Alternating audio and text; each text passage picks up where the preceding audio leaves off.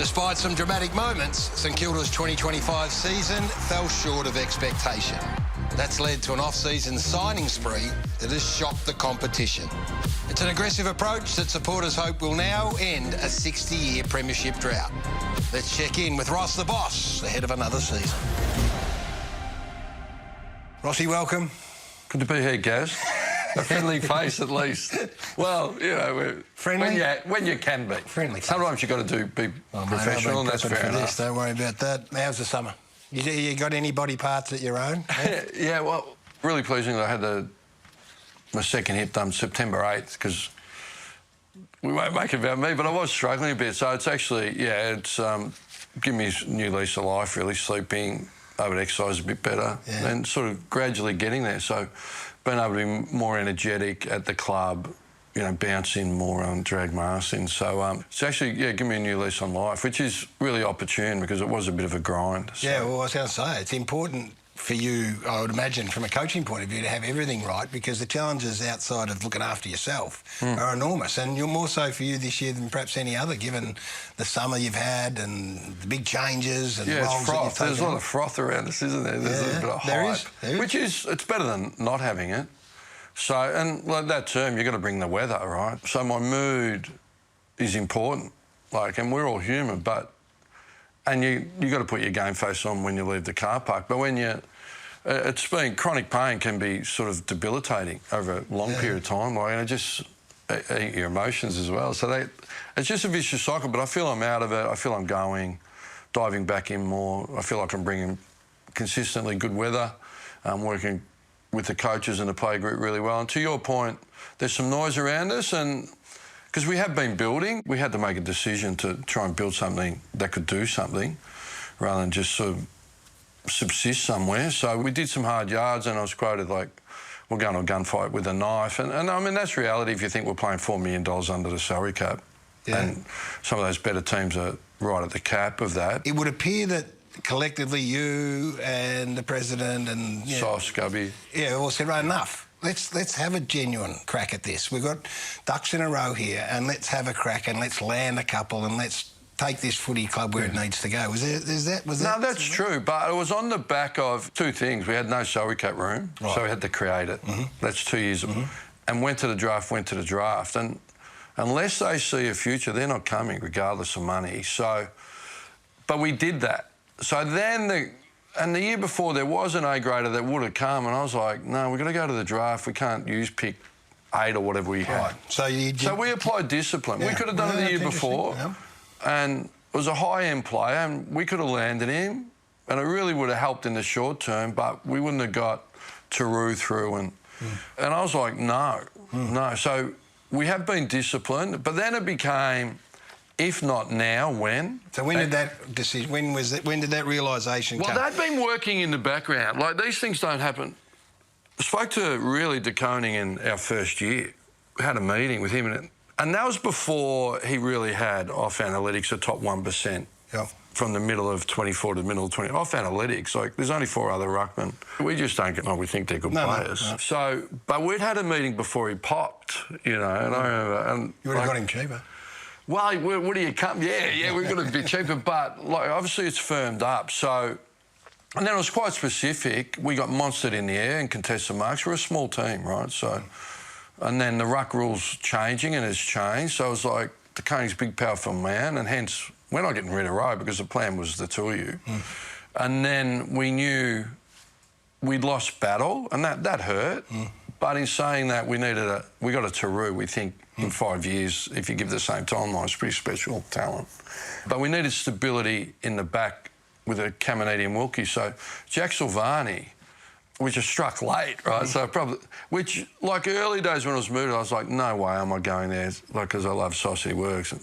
But in the end, it was like, when I left St Kilda, like, this is one of my biggest regrets. Like, when I left, I was like, leave them alone, don't go near them. And in terms of taking them to Freo? Yeah. Like, Dawson was already spoken to before I went, but Del Santo would have come. Right. And I could have had a go at Goddard. And then I look around, like, there's other coaches leave, take them, right? I'm like... So you didn't... I was a bit altruistic. Right, yeah. Out of some goodwill for St Kilda. Yeah, and I just didn't want to... Yeah, it was weird. If hammer time again, no, they would have... I just think throw those, Goddard and Del Santo into that Freo team, it would have been frightening, to be honest. So that experience changed helped the with way... Jack. Then I was like, nah, put the club first, forget your own personal piece. Yep. So we went after Jack and we landed him when a few were chasing him. So, and Liam Ryan's been a real revelation. Like, he's just so bubbly and likeable and energetic and has trained really hard, but he is really classy. Yeah. You're thinking that Flanders, really strong, De Koning, in the back, in the forward. We feel like we're bringing a bit more to the table. Yeah. And the turning point was the Melbourne game. Yeah. For the changing of the guard of the midfield. Naz in, Hall in, Winthager. So we're more dynamic and quick in there at the minute. So the Philippou, Flanders, Naz, Hall. But McRae's a great getter, then De Koning.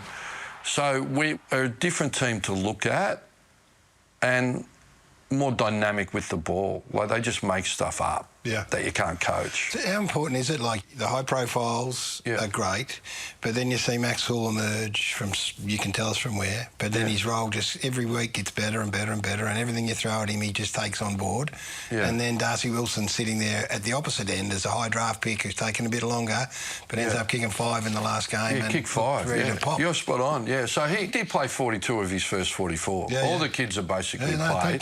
Philippou played 44, and then on that Hall, he's really... So Simon Dalrymple, who we're really keen to get hold of, his history is strong of Bulldogs, Swans, and no one's perfect, so we get that. Like, if you're looking for perfection when they're 17, 18, you're in trouble. But mid-season draft, Box Hill, Max Hall, played midfield, and you get all the data. And he's a deceptively good athlete, metres per minute at HSR, and then he was really skillful and clean.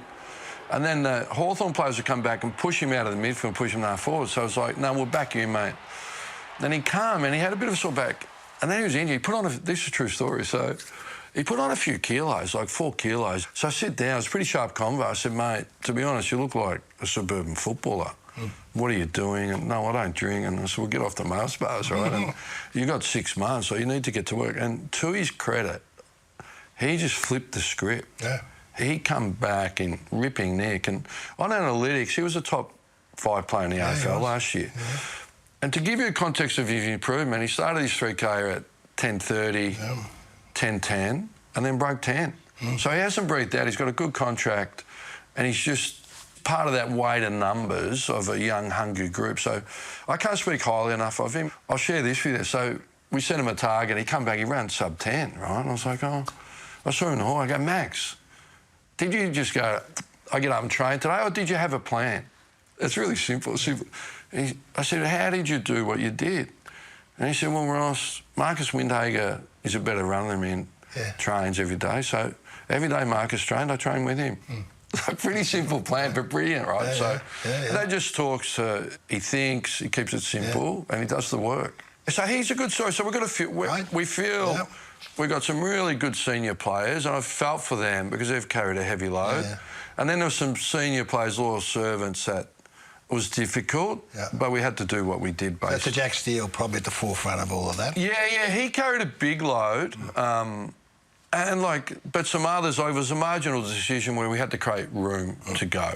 Like, we've replaced 26 players. So, But Jack was a warrior for the club and a competitor when the club needed a champion, and he was certainly that. And the toll for him's been on his body, because we saw his 200th highlights and his movement and his quick feet, his dancing feet, it just got banged out even a bit. So hopefully with a change of environment and a little bit of luck, because he's had some operations, he gets that back.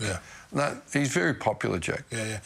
Tell us, not me, but tell your fans are sitting here, and I think the broader footy world, how you see the Marshall De Koning thing working, because I guess the suspicion is when you chase one so hard and you got the other, sitting there, and then he explores Geelong, which is totally understandable. That's and professional. Then you guys hold the line. How's it work? How have they come together, and how do you see it working? Well, ironically, they're like the umbilical twins, because Hunter Clark is mates with both of them, and so even when it was happening during trade period, because Ray rang me, not out of the blue, because I was waiting for it then. And it come late, to be fair. It come late. And I was like... Are you asking... requesting, and I was like... And I was on the couch. Hi, Ro, how are you? And he goes, I'm just telling you I want to go to Geelong. And I went, I want to go to Geelong too. But I said, I get it, but it's not my club. And I answer to everybody, and we'll do what's right. I'm not saying yes, I'm not saying no, but let's just work through it. Yeah. So in that period, they were training together I think there was a social media shot. They sit next together in the theatre. They spend a lot of time together. So, which we knew was coming, but fortunately it's official. So two things. Taking the leap out of leaping ruckman, crossing over, making the wrestles, dead, right? Yeah. So Rowan 23 was a good centre square bounce guy, and De Koning, models himself like Nick Nat. I just want to put the knee through the throat. Yeah. So but he can really launch. Yeah. So and then the other one is the dead time in the game. There was actually the Max Gawn Marshall where it was a throw in at half. Mel was half forward line. We moved it quickly. It was a throw in at our point, and the umpires were ready, and they just waited for those two. Yeah. And there was another clip where they waited they both come off the interchange. It was on the far wing, and they held the ball to those. It's ridiculous. Yeah, it's crazy. So now it's like 7 seconds, and if you have a ruckman there and they go, I'm here, they'll go, Hawthorn, where's yours? No, going up. Yep. So we just feel like the two on the ground will really help us play an up-tempo brand, and they're already working together really well. That gives us opportunity. Talk's cheap, right? You've got to get it done. Can they exist as a forward? Yeah, but we don't see it permanently. No. Like, you might come up and he's going forward.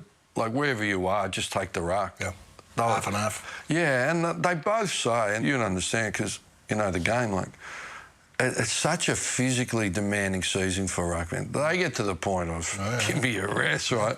So we'd envisage that they get beaten up less over the course of a year. So, look, the pressure's on to make it work. We're working closely with them.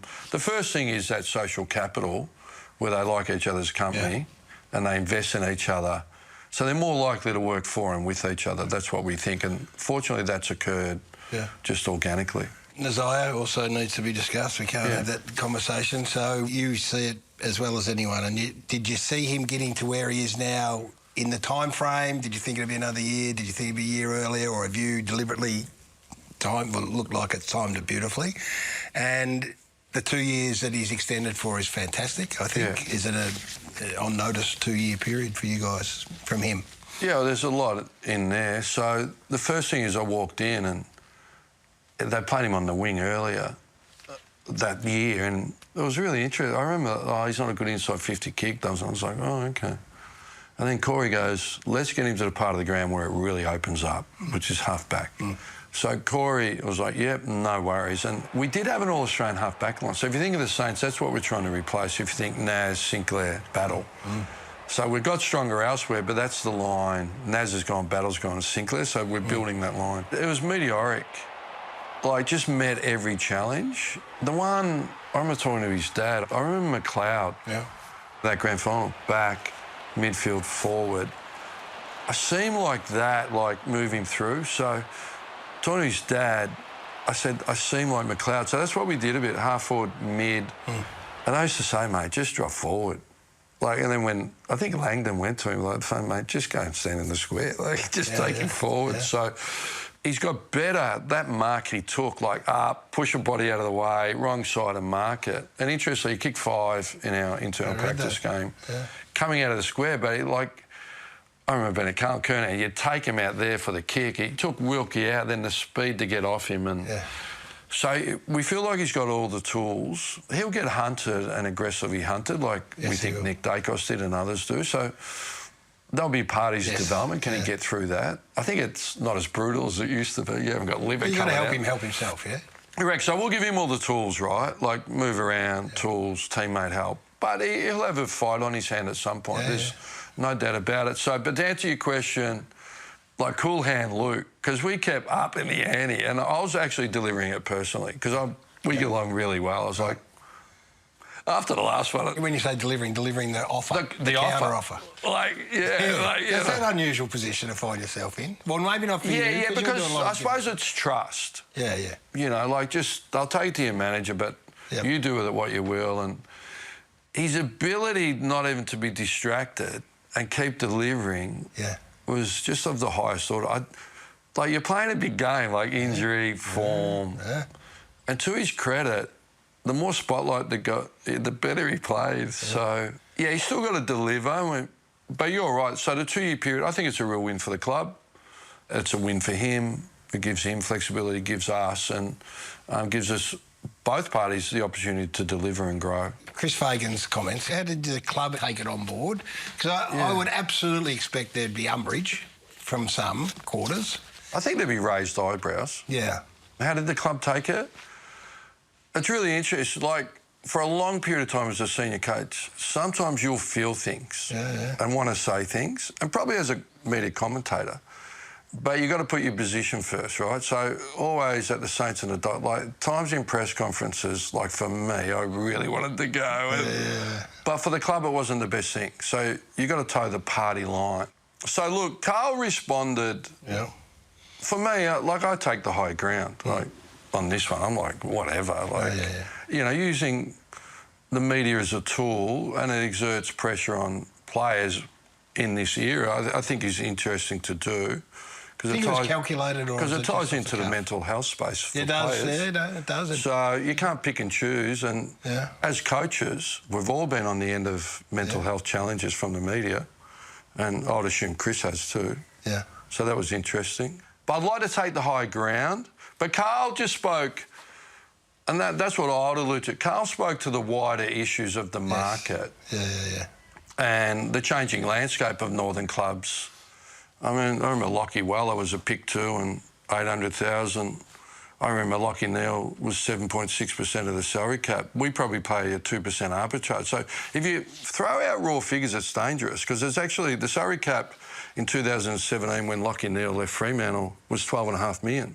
Now it's $19.5 million. So I think it talks to percentages, but for me, the wider issue and the market issue is competitive balance and the distribution of talent unevenly to the clubs that are struggling. Yeah. So the bottom line is that isn't happening, and we know all that, and we're all happy to have a show and tell on that, you know, so... Andrew's led the charge in that.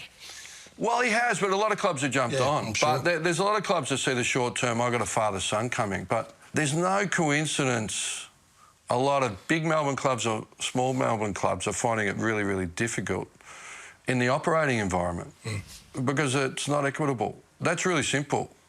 Give equity, and then maybe even internally at AFL House, their self-talk is maybe, well, the northern states is maybe a little bit more important, that growth, than competitive balance, which is... We were around in the 90s, right? Like Melbourne were a struggling club, and fortunately got some great players and loyal players, and John Swooper Northey through, and then Neil, right? But they sort of bucked the trend. But we knew, there was 4 clubs that could win it. Yeah. Really, wasn't there?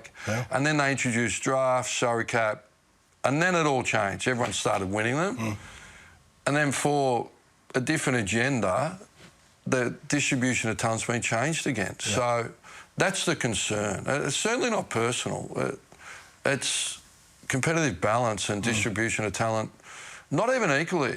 It was actually distributed to the clubs in need, you know. So it's an interesting topic and one we'll watch. Max King, so you just mentioned he's had a little calf niggle. Yeah, 2 to 3 weeks. Yep. So expecting to play so from a knee point of view? The brief history is he had a full summer last year, came out first practice match, turned and it felt a clunk. They struggled to diagnose it. But he had some torn cartilage anteriorly that looked stable, but under real movement would shift, lock, and then slip back out. So they couldn't identify it.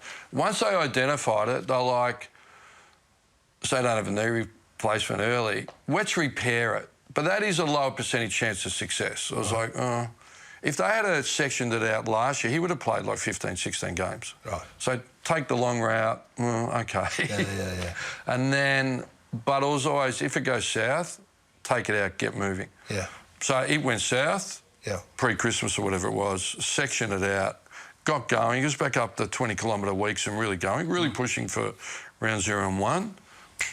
Because he's missed so much work, he's vulnerable to soft tissue. So it's really on the minor end, 2 to 3 weeks. I get a bit narky, but in saying that, he should play a lot of footy. Good. Well, you hope he does. He deserves it. His knee's in good shape. That's the main thing. Rule changes, just these quick ones. Wild card, yay or nay?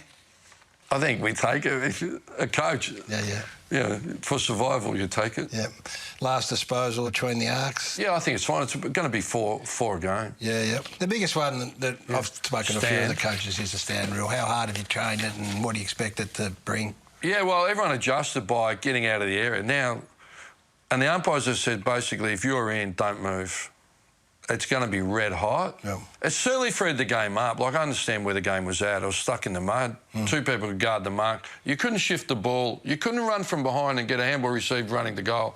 They had to run lateral across. Like, Hill and Isaac Smith would run from one wing to the other, a flat 45 handball. And so there's no doubt, and all the metrics tell you, it's freed it up. Better for forwards. But he's saying that the contest, and teams go to the contest quicker now, which is, I think, ultimately the purists and we all want. You just got to be good enough to handle it, you know. But it does, the reigning premier have a good control game, so it helps what we don't like 120. But everyone's dropped around 80 uncontested marks in the grand final because you can tighten that up. Does it change the way you coached over summer? That one aspect? Yeah, everyone calls it different, but that ability to create space to get that run from behind to break the defence that's set is a simple mechanism. Like, you see how important Holmes and Smith are for Geelong. And Cameron, when he's going, that's the through-the-line player, which has been Naz and Sinclair and those types. Last one, you're doing everything. Do you cut the oranges as well? Me? I eat chocolate, not oranges. I don't do much. Well, it's great. We've had Lenny Hayes appointed. He's like a chief of staff. Like, because don't worry about org charts. At the end of the day, it's how you carry yourself in your inner strength. And he's a real thought leader. So already he's put the photo up of Naziah, Rowe, Windhager, and Hills in it, right? Like that. And Caminiti. But he took down the photo of himself with the headband because I said, do you like seeing that? It triggers me every day I walk past it. So, but he put it up and then he explained to her, it's not about Naz. That's good for Naz. But it symbolises everything we're chasing, which is a new level, like possibility mindset, anything's possible, great. And then, but like team working for and with each other, like everyone playing their role and executing, and you deliver. So it's great for Naz and we love great players, right? But he put it up and spoke to the group why he put it up, because it just symbolises possibility, everyone playing their role and what can be achieved together. So already he's having real impact. So it's taken some pressure off me, really. Hey, good on you, mate. Appreciate it. Thanks, great to see you guys. Have a big 2026. Well, hopefully.